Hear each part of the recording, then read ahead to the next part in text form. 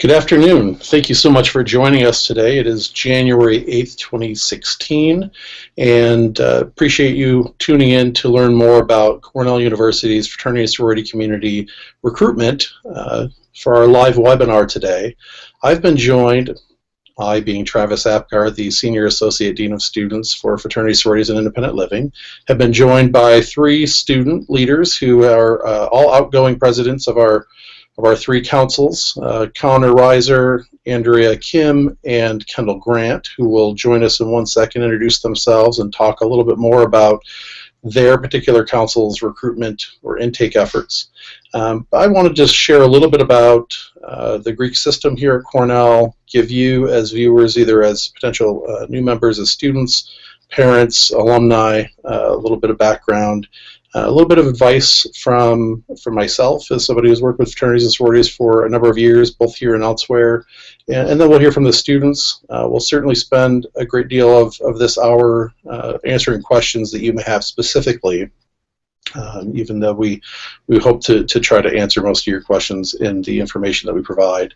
So fraternities and sororities have been a part of Cornell University since literally the beginning when classes started here 150 years ago, and have really flourished as a part of the fabric of this university and certainly the student experience. Currently, about a third of our undergraduate student population belongs to one of the 60+ fraternities and sororities that we have here at the university. There are three governing councils, as I mentioned, the three students who are all outgoing presidents of each of those three governing councils, and they'll talk a little bit more about those three groups, the Multicultural Greek Letter Council, the Interfraternity Council, and the Panhellenic Council. And certainly recruitment is a really exciting time for not just those who are potentially becoming members this spring, but also for the system, for the university, and for us who work so closely with students. There's some great opportunities that students will have, not just in terms of what they open doors to organizations that they can become a member of, but just the relationships they will build both within that organization and possibly across a number of organizations as they meet a number of their peers and classmates and other students here during this next couple of weeks when recruitment occurs. So advice that I would just give, especially for those who are the students who will participate in this experience in a couple of weeks, and then also to the parents who may be tuning in live or watching this later, the advice that you could give to your son or daughter. First is ask a lot of questions. I know that sometimes it feels a bit like when you go through recruitment, whether it be Panhellenic or IFC, or you're participating in an intake process in the MGLC, that the test is really about you and what you bring to the organization, but it's really important that students understand that it's also about finding the right fit for them. And the only way that they can do that is, sure, listening to what people would say about that organization, doing some investigation about what they're involved in, do their values match up with your personal values, but also asking a lot of questions, whether it be at an informational, whether it be at a rush event, an open house, a recruitment event. Ask a lot of questions about what does the joining process look like? What does that new member education period consist of? How many hours a week would I have to put into that? How much does it cost? Do I have to live in if there is a house available? What kinds of activities are your organizations involved in if you don't already know? Share ideas that you might have, or encourage your son or daughter to share ideas they might have about what they would like to see the organization do, and see what that kind of reaction is. I think those are the kinds of things that I would suggest that people do to try to get a sense for where their best fit will be. As parents, I would give the additional advice that it's really important that you support your son or daughter through this process by giving them good sound advice, such as what I just shared, but also understand they're likely going to take some risks, and you should maybe encourage them to do that in terms of getting outside of their comfort zone and meeting new people, exploring organizations they may not be familiar with, but could end up being the best absolute fit for them later on. understanding that that this is a time and space while they're at the university that not only are they here to receive a world-class education, but they will make some of the best relationships and connections that they will have for the rest of their lives. And Greek life can provide them that avenue if that's the right fit for them. Certainly be there to support them through their anxieties when they come up, if they come up. Sometimes there are disappointments, but also help them celebrate the excitement of when they do find that right fit, and if they are invited and do finally accept a bid for membership.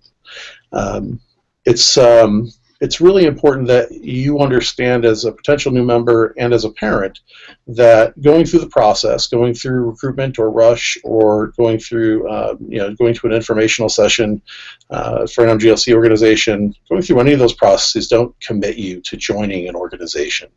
That it is a two-way street, that both the person and the organization have to find that these are the right fit, and both agree that you'd like to join and that you accept the invitation from the organization to join.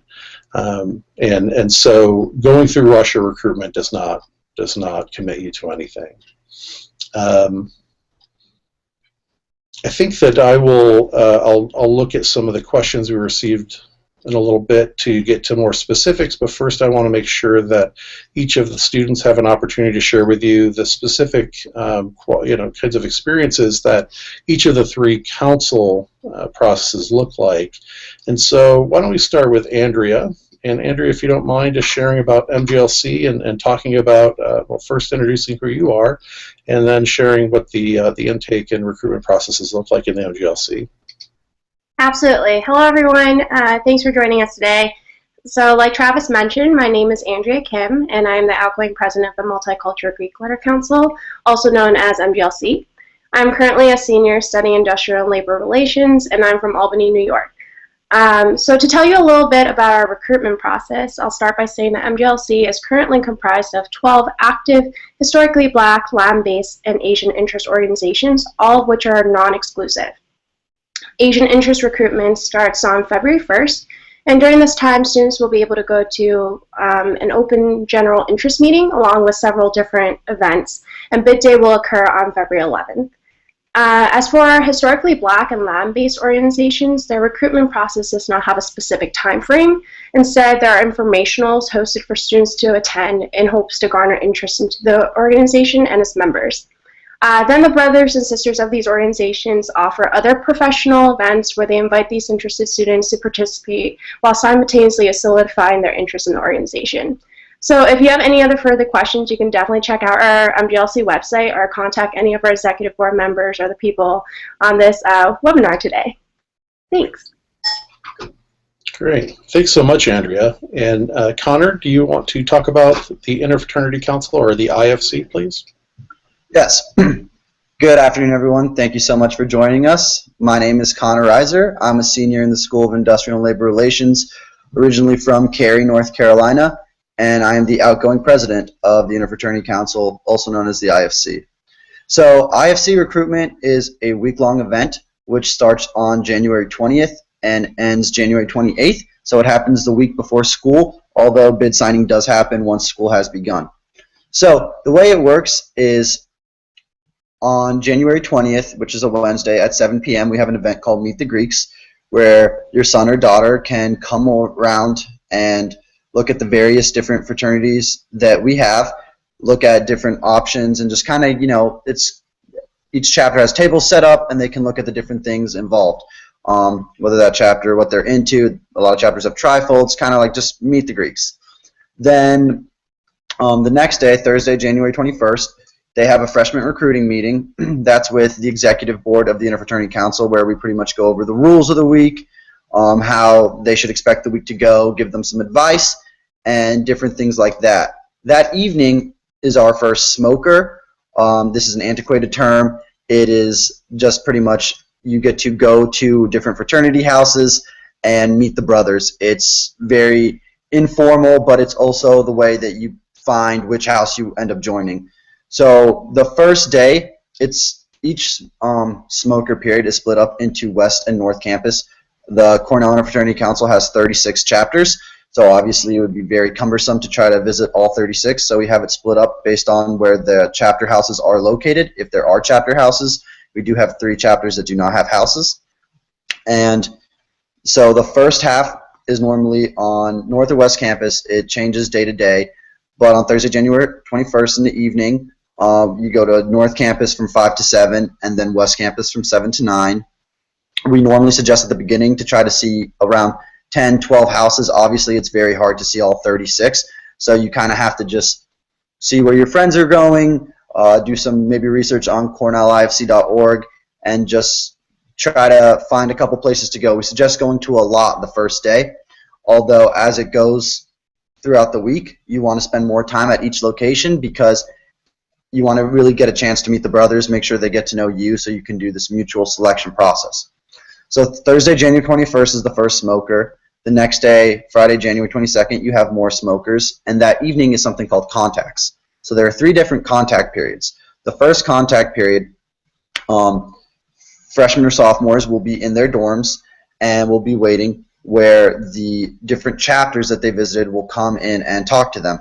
If they liked each other, this is a very open dialogue time. This is kind of time where you can ask questions. It's normally 3 brothers come to visit and talk to you in your dorm, and they say, we really like you, you should keep coming around, or they say, maybe this wasn't the best fit, we suggest you start looking at other places. But the first contacts is normally pretty low-key, but it just shows that there's mutual interest between the 2 groups. So then January 23rd, that's Saturday, we have more smokers.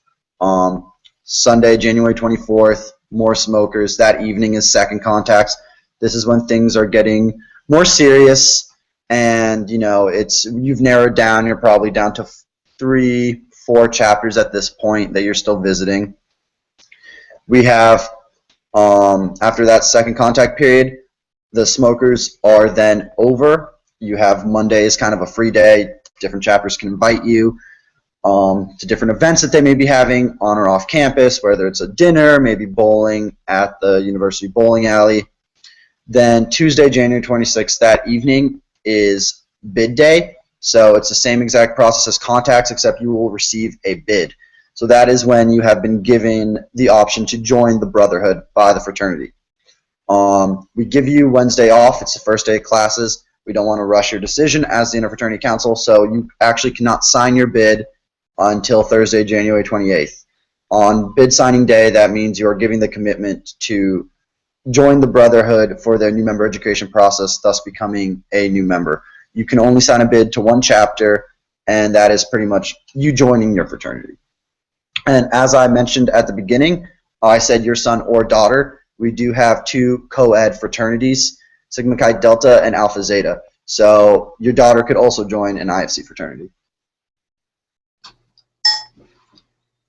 Great. Connor, thanks so much. And certainly I know we'll probably have a lot of questions for Andrea and for Connor. But let's talk to Kendall. And Kendall, if you'd introduce yourself and also just talk about the Panhellenic recruitment. Sure. Hi, everyone. My name is Kendall Grant. I'm the outgoing president of Cornell's Panhellenic Council, and I'm a senior in the ILR school with a business minor as well, similar to Connor and Andrea. So Panhellenic is an all-women's organization comprised of 13 chapters, the youngest of which joined us last fall. Each chapter is around 143 women, so pretty large, and basically how our recruitment works, very similar to IFC. We have 4 rounds, which are very structured. The informational session commences on January 20th, and we finish up with bid night on the 26th, so there's no overlap with classes, which is really helpful for your daughters. Secondly, dorms will be open, so you can come back to campus early. It's very accommodating. And the 4 rounds consist of first open house, so that's the 21st and the 22nd. Women are all given a Rho Gamma group, which means a guide who will transition them throughout recruitment, help them travel along campus. We know Cornell is very expansive and we take up an entire zip code, so that's very helpful, especially in light of the weather. And we do have accommodations for women who are unable to travel due to injury or a person with disabilities, so look out for those accommodations as well. So that's the open house round, during which time you'll see 7 and then 6 chapters on either day so that you see all 13. And the chapters become increasingly more formal and the conversation's a bit more deep and a bit longer. So it's really a fluid process during which time a woman identifies with a chapter, the values, the sisters, and kind of the nature of the dialogue throughout the recruitment process. So that first round is followed by house tour round, during which time you kind of see what the chapter looks like, what accommodations can be made, the leadership opportunities, the finances of living in a chapter. So I just want to make a point right now. New member dues are a bit higher than the typical dues, so that's about $1,100 across the board for joining a chapter, which we can talk about scholarships to afford those as well later in this session. However, the average chapter dues is around $780 for a member living outside of the house, and it is very affordable to live inside the chapter house, and there are optional meal plans for those who choose not to as well. So those figures look at about $5,000 a semester, $6,000 a semester, but that's including room and board. So it is actually very cost effective to joining a Greek chapter. And also, while you're abroad, your chapter finances are much smaller, around $162 on average for our 13 chapters. So we discuss all of that in that second house round, which is followed by the skit and philanthropy round. This is a bit longer of a conversation. As I mentioned, dress gets more formal. So this is a time to really delve into what the personality of a chapter looks like. And then bid night follows after preference round, which is where you go visit 3 chapters, and you basically choose your bid and preference 1, 2, or 3, at max 3, and you are indicating that you'll only receive a bid unsigned from 1 chapter. So preference round is the 25th, and that is the last day of recruitment. You head over to Willard Straight Hall, you sign your bid card. It's a binding agreement, and then once you sign your bid card, you receive a bid the next day, and then we have our celebrations, which is followed by a new member period, which is a 4-week educational process that Connor referenced. So that's basically us in a nutshell. Very, very structured, a lot of hand-holding and guidance throughout the week, and we're always accessible should your daughter have any questions. Thank you very much, Kendall. So one of the questions that we get on a regular basis about recruitment is, what are the suggestions that you have? I had kind of opened up with some suggestions for parents and for students about what they should do going through the process, and you each shared a little bit. But would you mind if we just went back through and we'll go Andrea, Connor, and Kendall, and if you could just share maybe a couple things. One, what is your advice going through the process, and then also maybe even share a little bit of why you ended up joining a fraternity or sorority, what attracted you as a student. So Andrea? Yeah, sure. So my advice for anyone who is pursuing any kind of fraternity or sorority is to definitely just ask questions, ask a lot of questions, and to explore as many sororities and fraternities out there. For MGLC particularly, you can definitely reach out to chapter presidents, the executive boards of MGLC members, but definitely explore all of our different, 12 culturally based organizations. For me, to give you a little bit of insight, identify as an Asian American, but I joined a Latina sorority, and that definitely wouldn't have happened without me asking a lot of questions and exploring all of my options out there. So that just gives you a little bit of insight of how beautiful the MGLC councils and like the organizations within MGLC is. And for me particularly, why I joined my sorority, it's just the women that was on campus during the time. They're just so professional, everything about them I just wanted to be, and I love the academic and the philanthropy side of the sorority. And yeah, if you have any other further questions about that, I can definitely delve more into it.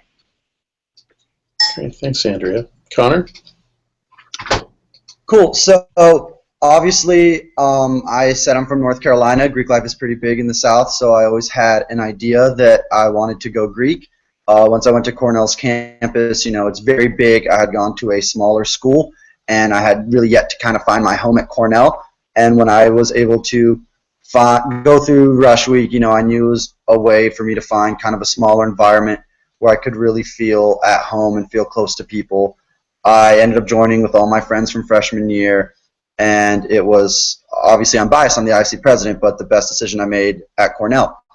If I could give you guys advice, there's one thing that Cameron Pritchett, the former IFC president, always says, and it's not to listen to stereotypes. Since we have a deferred rush process, whereas at a lot of other schools, you do rush in the fall. One of the great things about Cornell is you do it in the spring, which gives you time to learn, to be a college student. You don't get rushed into making this very serious decision, which is a huge commitment and a big part of the next 3.5 years of your college career. So a great thing we have is that you join in the spring. But that being said, you have a whole semester of hearing about houses and things, and sometimes you hear stereotypes that are just made up. They're not true. So the best advice I could give you is, since we have 36 chapters, really try to see as many as you can. Don't not go to a house just because you heard something which may or may not be true. You should give every house a chance. Go in with a blank slate, and that's my biggest advice I could give to people going through rushes. Great, thanks so much, Connor. And Kendall, what are your thoughts? Sure. So echoing what Connor and Andrea said, I always wanted to go Greek upon joining Cornell's community. My parents are Greek. It was a very big part of my life. However, I didn't really understand in full all that Greek life could offer. So having a deferred recruitment, I think it's really great because freshmen and new students are able to kind of find their ground at Cornell, find what they're interested in, and then pursue this great opportunity after the social and academic acclimation that Cornell offers. But joining formal membership recruitment, I loved all of the chapters, but some resonated with me more than others just by virtue of the conversations. Girls who laughed at my joke, women who I kind of thought had my interests, my professional interests, a woman who had the internship that I was gunning for, something like that. Just women whose values and life experiences at Cornell and on campus resonated with me most. So it is a process during which time, you're not going to hit a perfect conversation with everyone. You meet a bunch of people, and that's totally natural, and it's nothing to be nervous about at all. And I can honestly say the process works out completely. I would not be any happier in another chapter than the one that I joined, which I'm currently disaffiliated, serving Pan-Hellenic, and I can genuinely say that working with each chapter president, all of our 13 chapters have something unique to offer their members, and they're all special, and I can name several friends in each chapter just by nature of the incredible women that they recruit. So I would say dispel all stereotypes. No stereotypes are accurate. Think about the merit of the conversation that you're having rather than the aesthetics or anything else that's kind of clouding your judgment, and really think about at your core what makes you most comfortable. And I think that is the most rewarding element to Greek life at Cornell, and it's given me the foundation at Cornell, both pre-professionally, socially, even academically, and as a person, my biggest growth opportunity here on campus. So it's something that I'm forever grateful for. Great, Kendall, thanks so much, and thanks to all three of you. I think that's very good advice you've been able to share. I'm sure that the viewers will benefit from that. We've had a number of folks who have submitted questions, so I think we'll just jump right into it and make sure that we try to get to as many as we can within the time frame that we have. And so I'll just start reading them, and we'll figure out who should best answer, whether it be me or somebody else. So if selected by a fraternity, what dining options exist during the second semester freshman year? And I know that does vary. There are some, there's a very short period of time after one receives a bid, after a student receives a bid, if they have an on-campus dining plan, that they can work with university dining to alter that plan so they can minimize whatever plan that they have for on-campus, and then maybe take advantage of the plan that the chapter or house may have if they have one. It is very important that information will be shared with students who are joining the system very early on via email. It is very important that they are responsive to that information. Once they receive that email, that they are contacting Cornell Dining. Once the deadline is hit, there is no way to really extend it. It's a courtesy that Cornell Dining extends to people who are joining fraternities and sororities, and so it is very important that they are making sure to follow up with that. I don't know if either of you three want to add to that. I was just gonna add a little bit. Obviously, and all 36 chapters run their programs differently. I would say overall, though, a bit cheaper.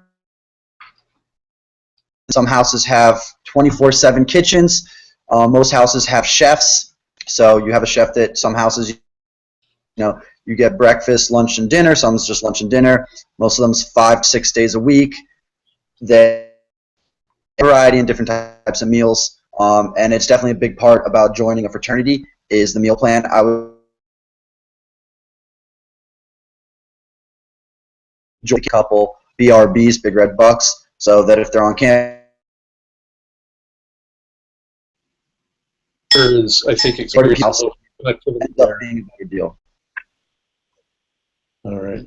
Connor, you're kind of cutting in and out with your connectivity. I think the gist of what you were saying is that there are a number of options, both on the on-campus plan that they should explore, what works best for them, but also to make sure that, and that's a great question to add to kind of the list of questions that a student would ask as they go through the recruitment process. What are the dining options? What are the dining requirements? What are the live-in requirements if there is a house? You know, all of those are great questions that students should be comfortable asking as they're going through the process. One of the questions we do have here is, you know, when is it okay to start asking about things like how much are the dues, or what are the expenses associated? I think you probably want to wait a little bit. You probably don't want to show up to the first informational session or first open house and you know, kind of take out your list of questions and just rifle away. But any advice on that from you three in terms of, you know, what's the appropriate time to start asking, especially the questions about things like finances, or what does the new member process look like, you know, those kinds of questions. Kendall, you want to share? Sure. Yeah, house tour round, like I mentioned, that's this second round, but the third day of formal membership recruitment, that's the time during which you'll see all the houses, the amenities, and you'll do a deep dive kind of what those finances look like. So it's completely customary to bring that up in conversation. And all of our financial data is public and accessible, so you can reach out to any of us and we'll happily give you the numbers. Thanks. Connor, anything you want to add to that? No, I think it was covered. Great. Andrea, anything specific to MGLC? I know that it's important to know that only one of the MGLC organizations has a house, or have a house, and I don't believe they have a formal meal plan, although there is a kitchen, and I think that they probably do make some of their own meals. But in terms of other kinds of questions, you know, the dues, or what is the intake process or new member the associate member process look like? When should they start asking about those kinds of things, in your opinion? Sure. So, like I mentioned in the beginning, Asian interest organizations, they do rush. So it's kind of similar to ISC in the sense that you can go in, and during that period, you can have that open conversation with any of the, you know, chapter presidents or any of the sisters or brothers within that fraternity or sorority. For historically Black and land-based organizations, I do encourage anytime when you go to an informational sessions, you can definitely ask those questions during that time. And if you have any other questions, I know that there's never been an issue with just shooting an email or just having that open conversation, having lunch or coffee with one of the sisters or brothers from those fraternities or sororities within MGLC.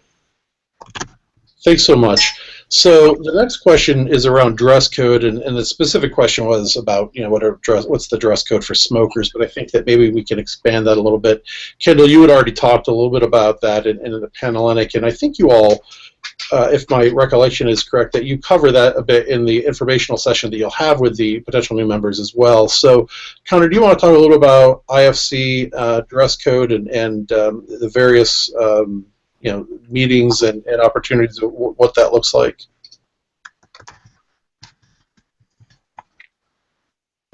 I think maybe we have lost Connor. So Say that lost me. Oh, Got his voice. Am I here? Connor, you are here. Okay. In winter, so it's cold. So first and foremost, make sure to dress warm.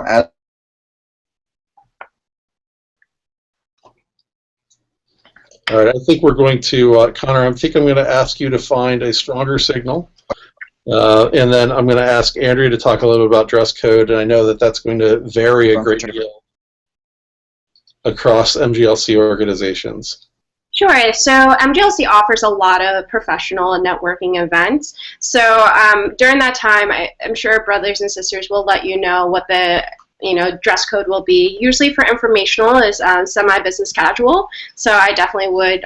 It's very suggested. Doesn't mean that it's mandatory, but definitely highly encourage everyone to dress your best clothes if you can. And that's just the time where you get to go inside an informal setting and just be able to watch some sort of presentation about the history of the organization. Gives you a little breakdown of everything that, you may have questions, and at the end there are definitely Q&A sessions. Asian interest organizations, like I said, have a general interest meeting where all the 4 Asian interest organizations come together and give a general presentation about that as well. And that's a very casual dress. You don't have to dress up for that. But most of the events will indicate what kind of professional to what kind of level of dress you have to wear for that event. Thanks a lot, Andrea. And I would just say, and I think Connor had mentioned this just to make sure that everybody heard it, it's January in the Northeast, in Ithaca, New York. It's cold. We do have some snow. By then, we could have a lot of snow. I doubt that we'll continue to have kind of the 50 to 70 degree weather that maybe we had in December. So folks should really plan accordingly. Yes, it's important, I think, that people look appropriate and dress appropriate and project themselves in terms of their particular style and character. But I think that Kendall and the other students would agree that some students feel like they kind of have to overdo it, and as a result, maybe they sacrifice a bit of kind of their comfort and maybe even safety in exchange for fashion style. Believe me, everybody here, especially the students and others who have been here for at least a year, appreciate how cold it is out and would rather see you be intelligent and dress appropriately than make sure you have the latest designer kind of skirt on. I don't know if Kendall, is there anything you want to add to that? Again, Travis, like you said, it's an individualized process, and it's where the woman feels most comfortable. So that means complete freedom of expression, obviously within reasonable means, but we do, during our informational session on January 20th, give kind of a fashion show and some examples of what each round's attire kind of looks like. And your Rho Gamma, as I mentioned, is a source for guidance throughout the week, so you're more than welcome to run outfit ideas by her, so that's a helpful resource as well.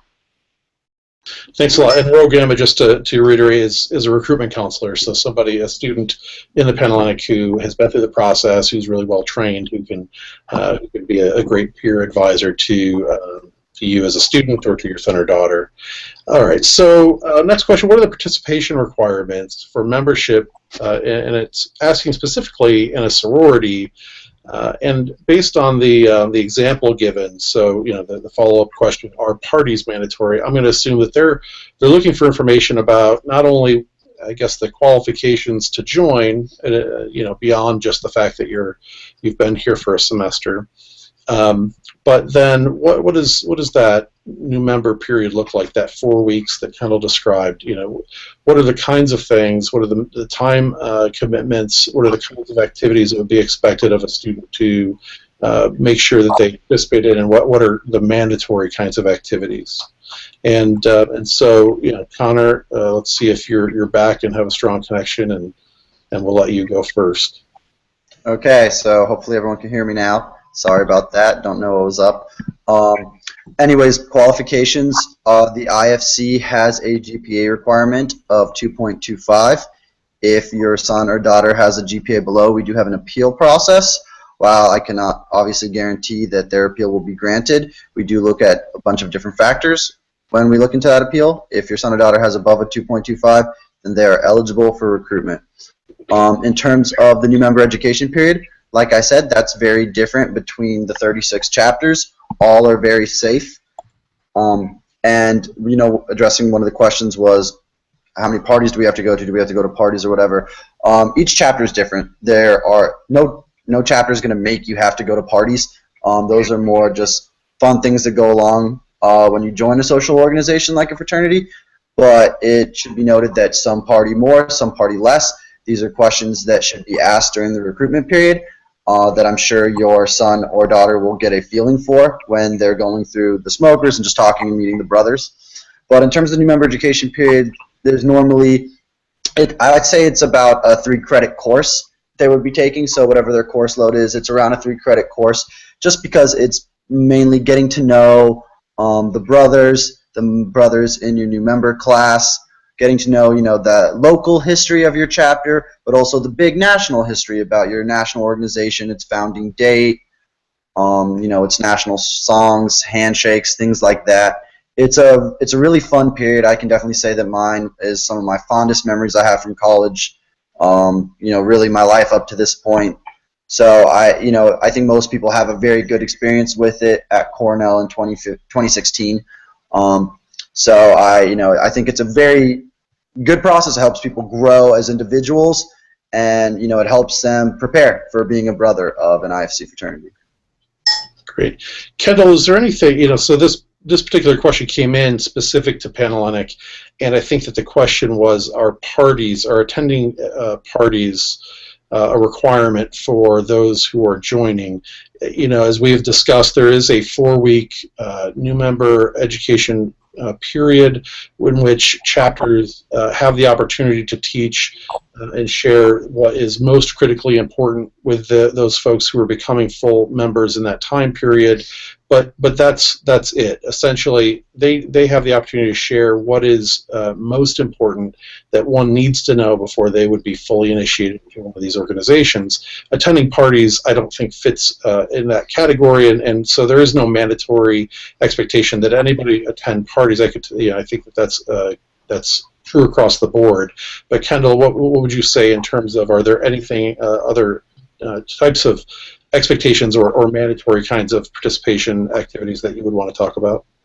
Absolutely. So the answer to your question is kind of twofold. So the 4-week new member process is designed to really understand, as Connor mentioned, the traditions and values and foundation of your chapter, both at a local and national level. So this is not a time for heightened social activity. This is a time to really engage the sisterhood, learn about your fellow new member class members, and really take in all that your chapter is willing to offer. So all social events, if there are any, are dry, and I would just like to make clear we don't condone drinking that's under the age of 21, seeing as it's illegal, but those events are completely dry. However, social activity that was permissible prior to midnight is permissible thereafter. So if a woman joins a chapter, she's 21, she wants to have a drink at dinner, that's completely permissible. She will not be drinking with her sisters under any circumstances. This is a purely educational time. And then social activity commences after new member period and initiation. So this is really a developmental experience for the individual and the person to kind of consider what she's looking to take away from her chapter. Yeah. And let me just reiterate, Kendall, you did a great job, but I just want to repeat it for the sake of everybody who's listening. Alcohol and other drugs are completely not permitted to be any part of the new member process. That 4-week period of time, which at the end of which all new members need to be fully initiated by the chapters. Alcohol and other drugs is completely against the presence of alcohol or other drugs. Certainly the use of alcohol or other drugs is completely against university policies as well as community policies, and we take those things very seriously. So it's important to know, initiation deadline February 28th. All organizations in the IFC or Panhellenic or have started, those who have started their intake processes, the MGLC, early on in January, will have that as an initiation deadline. So there should be no secrets to you as a student who is joining, or to you as parents. If your son or daughter says, we have not been initiated, we're not full members, and it's beyond February 28th, feel free to call our office. Let us know, ask questions. We're happy to look into it and figure out what's going on there. Very few exceptions are ever made. We do work with MGLC organizations, as Andrea was explaining, because there are different processes that start at different times. It's not one kind of joint process as the other two councils have, and it tends to be chapter specific, and so we do work with them on an official deadline for those organizations, but that again is a 4-week period of time. So let's go to the next question. I want to try to get through as many as we can, and we have about 21 minutes left. How are membership costs determined, and what are the dues, and what do you think, or excuse me, what do you receive in return?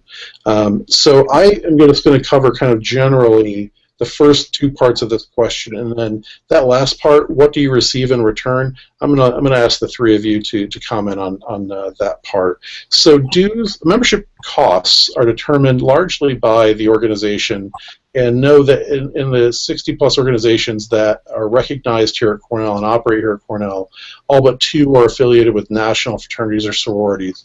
And so it starts at that level in terms of making sure that each individual and each individual chapter is covered by general liability insurance that is provided through the national organization. There are other costs associated with membership in terms of educational opportunities and other kinds of activities that would be figured into that overall cost.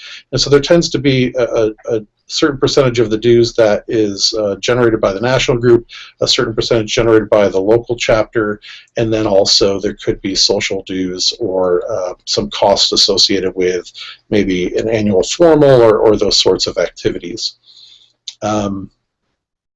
They tend to be, they widely vary based on the organization, and so that's part of why it's really important for folks to ask questions. But I can give you some good figures in terms of the range and also averages. In terms of initiation fees, and most national organizations have some form of initiation fee that is in addition to the regular dues that a member would pay each semester as a student. They range from $90 being the low to upward of $1,500, and $1,500 tends to be only a couple of organizations. Most organizations, and the average of the system is a new member initiation fee of about $500. Again, it's across many organizations and it widely varies, and so it's important to ask. Some of the questions that we usually receive in terms of the comparable costs between living on campus or living in a fraternity or sorority, they're pretty comparable. I would say that if you're living on campus, you're going to pay somewhere between $4,000 and $4,600 a semester for your room. Living in a fraternity or sorority, the room is going to range somewhere between $2,000 to $4,600. Again, sometimes those are singles, sometimes those are doubles. There are a few that are multiple occupants beyond two in a room at a fraternity house or a sorority. It's not typical, but they do exist, so those are really important questions. It's also very important to ask, is there a requirement to live in? So, just to determine, is there a requirement? Is it 1 year? Is it 2 years? Is it all years? And that varies across organizations that have a house. The dining plans tend to vary. Some have none. Some you pay a minimal fee of, say, $100 a semester. They buy staples, and you can prepare some of your meals on your own. Others, as Connor was sharing, they have a full meal plan with cooks or chefs that can be as much as $3,500 for a semester. Dues are in addition to that, but even when you look across dues, housing fees, and dining, and you compare those costs in total to what the total cost to living on campus, it's very comparable. The follow-up question that we usually receive is, how does that fit into one's financial aid package? The same way that the housing off campus would fit in. So if you're a student, or your student is moving off campus, financial aid, if their package already included housing, would include that as an estimated expense, so it would be included. The added dues, for instance, say social dues, those sorts of things from the fraternity or sorority, those things would not necessarily factor into a financial aid package. But again, if you look at the total costs associated with fraternity, sorority, housing, dining fees, as well as dues, and then you compare that to living on campus, it's pretty comparable. So I think that while they would not specifically say, yes, your dues are included in financial aid package, I think that you'd find that you probably will end up being fine with that overall package. And so what do you receive in return? Andrea, why don't you want to talk a little bit about MGLC and what that looks like, and then we'll quickly go through Connor and Kendall and what you think your dues provide you in return. Correct. So, like Travis mentioned, each individual chapter has their own standard of chapter dues, area dues, national dues. But in terms of MGLC dues, it's we've kept it at $25 per semester per member who just get initiated, depending on when you come in. And pretty much what you receive from that is any kind of events that we have, food-wise or anything. So to give you a little bit of an example, we have an MGLC Thanksgiving potluck where all MGLC members were allowed to come and just have really good food, catered by Wegmans, to even our step shows, showcase, which members of all chapters come out and perform. You can go to that for free. It just pretty much comes back down to $25, put it in for a semester, and you'll be able to participate in any of the MGLC events and pretty much get free food or attend any of the events for free. So it's a pretty good deal. Great. Kendall? Unmuted. So during recruitment, we do have a recruitment fee around $50, but that includes a potential new member's recruitment bag that she's given at the introductory meeting and lunch during the first round of recruitment. So that's basically the full subsidy for that. And then in terms of dues, Panhellenic does have annual dues similar to what Andrea mentioned for MGLC, and then chapter dues, as Travis mentioned, kind of vary by individual chapter, and those are basically set forth by nationals, contingent on chapter size, how many members, etc. So basically all that you can get out of your dues, there's so much. I mean, I saved a ton of money when I lived in my chapter house, seeing as I was on a meal plan. I had somewhere close to Central Campus to live, so that was a huge feat for me. But secondly, all the tertiary things that you get out of joining a sorority, the pre-professional development that I talked about, the mentoring, the assistance with coursework, advice on what classes to take, how to pursue certain minors, how to, find your major, find your fit here at Cornell. Those are all extraneous things that no one really talks about and associates with Greek life, but all of the development that I've personally gotten because of the mentorship of my older members has been incredibly influential. So, I mean, I can't really put a dollar amount on what I've gained from being a Greek woman, but it's been completely central to my time at Cornell. Thanks. Connor? I think Kendall really nailed just all the other things you get from your actual dues that you pay. Obviously you pay, but just going back into it, you pay your national dues, which is set by the national organization. You pay the $25 IFC dues, which goes into different programming and stuff done by the IFC. And then you have your chapter dues, which range greatly in how much those are between the different chapters. But just off the bat, you get things such as that money goes to philanthropy events that your chapter holds. That goes to brotherhood events that you guys, social events that you have. It goes into a lot of different things, keeping up the physical house, keeping up, paying if you have a cleaning person who comes in, helping to pay your cook, things like that. That all comes into the dues that you pay as a brother of a chapter. So you do get a lot of those things. But like Kendall said, I mean, if you look into the professional development and stuff you get, it's really a small investment in what can end up helping launch your career or help you get a better GPA by, having someone who's in your major giving you coursework advice or, internship advice. A lot of alumni organizations try to really help you get internships and job interviews and things like that. So, I mean, in the end, it can really pay off helping you end up getting your first job, which is really, you can't put a price on that. That's invaluable. So, I mean, you get a lot from paying your dues. And, while some dues are more expensive than others, that's why you have to ask throughout the process. You have to tell your son and daughter that they should really make sure to ask throughout the process. I know Panhellenic has a day where they tell you all the dues straight up front. I know MGLC will also tell you. IFC, you have to pretty much ask if you want to get the specifics. So I really encourage you to tell your son or daughter to ask for those specifics. That's all. Thank you very much, you three. That's very good information. I think it's important to know that organizations, especially fraternities and sororities, across all three councils, are very invested in making sure that there are development opportunities for their members, whether it be personal development like leadership skills, communication skills, career development, connections with alumni, career preparation, resume writing, interview skills. There are all kinds of programs and opportunities that chapters are providing, and so some of it also is covered that way. Last on the financial part, most of the vast majority, if not all of the organizations, are billing on a semester basis. They are most of them here are utilizing the bursar process, so it would come on the university bill, it would be identified as a Greek charge for dues or so forth. There are a few that have another billing service, and so that bill would be submitted to your son or daughter, and they would have to figure out, whether they're paying it, you're paying it. They'll figure out how to pay it. But the vast majority of chapters here are utilizing the bursar process, and it is a semester by semester charge. So I'm just looking at the time, and we have a lot of questions. So I'm going to try to get through as many of these as possible, which means we're probably not going to hear from all three of you. And for some of them, I'm just going to try to answer. And if you think that you want to add something because I've missed something critical, just kind of give me a wave, and I'll make sure that we get to you.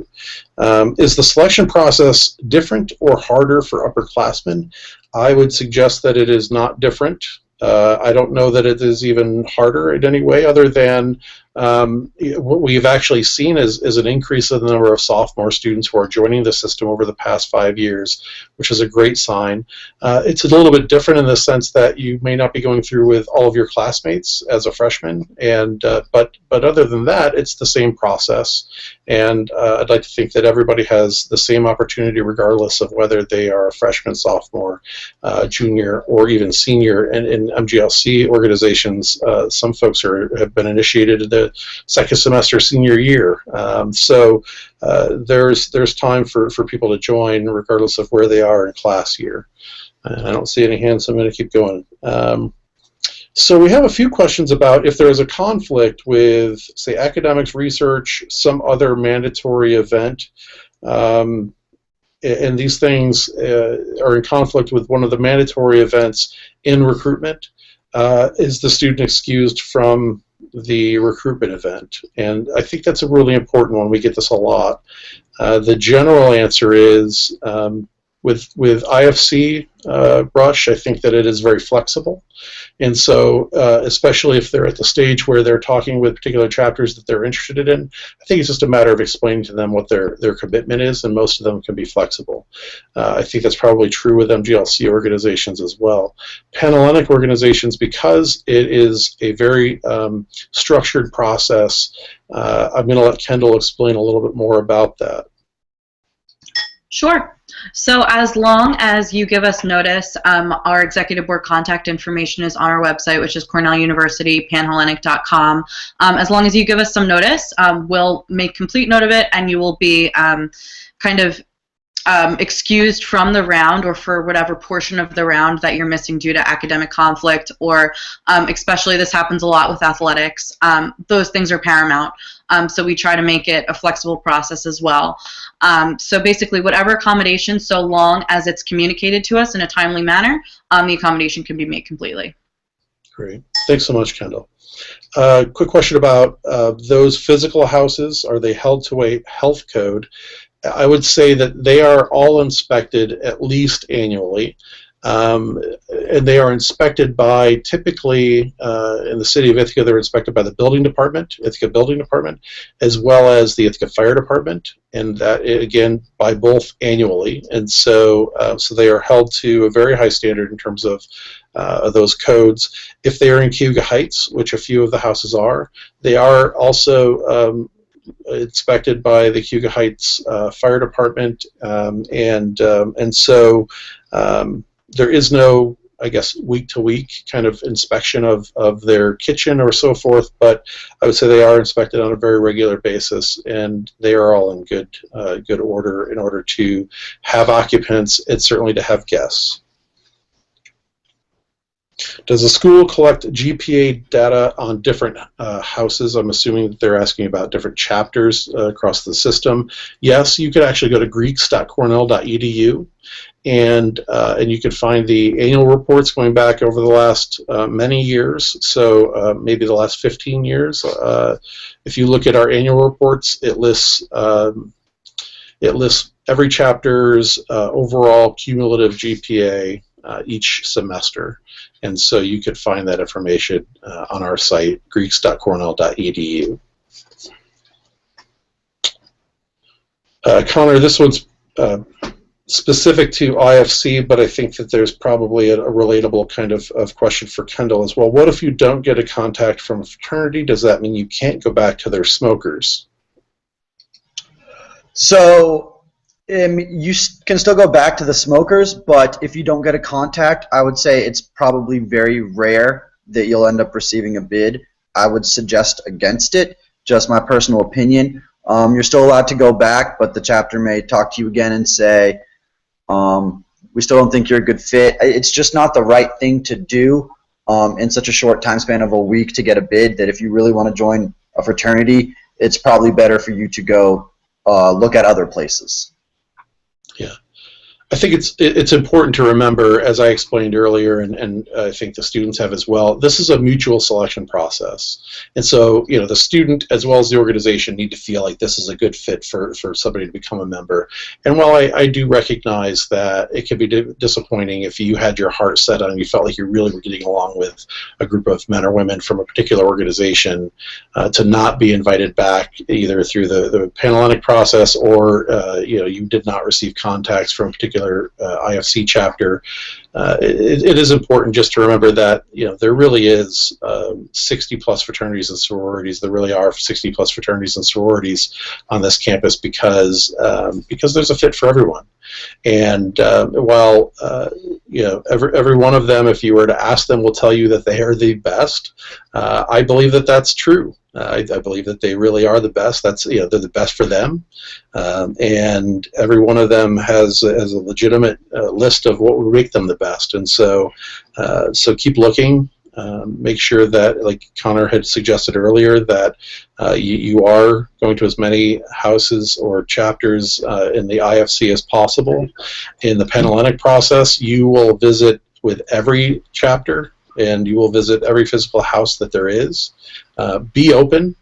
I will tell you that of the women who did not receive invitations for membership last year, who started the process of recruitment but did not finish as being placed in a chapter, 3/4 of those women had left themselves or did not select more than one potential chapter that they'd be willing to join. So when they did actually sign their membership card, they only identified one organization that they'd be willing to accept a bid from, which is incredibly limiting. And of the 13 sororities in the Panhellenic, they're all excellent. And so there's, you know, just have an open mind and know that wherever you end up, they will be very happy. I promise that.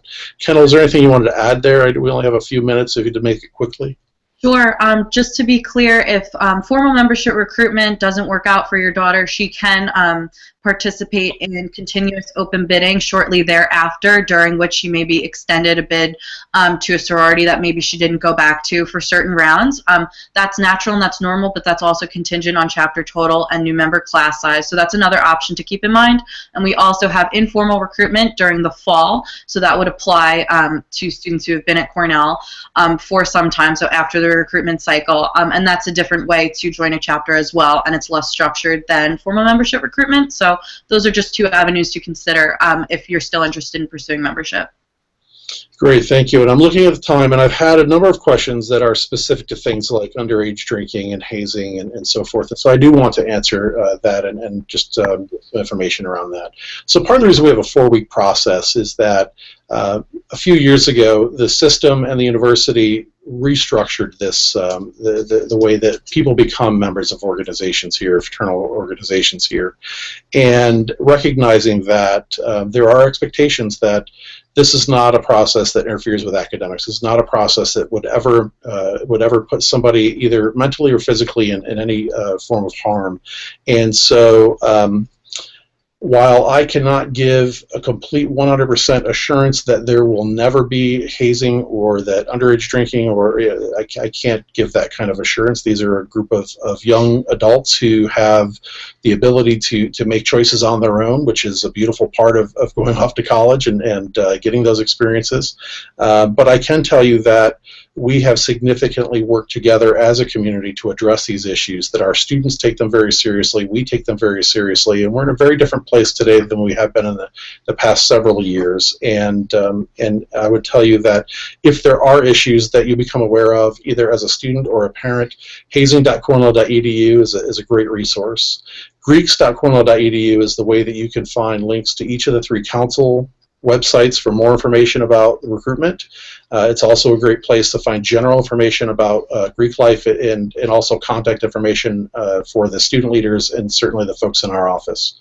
Our time is up. I'm being told to wrap it up now. I appreciate everybody for joining us today. Certainly thank the three of you, Andrea, Connor, and Kendall, and hopefully this has been very helpful for those who are watching. Thanks so much.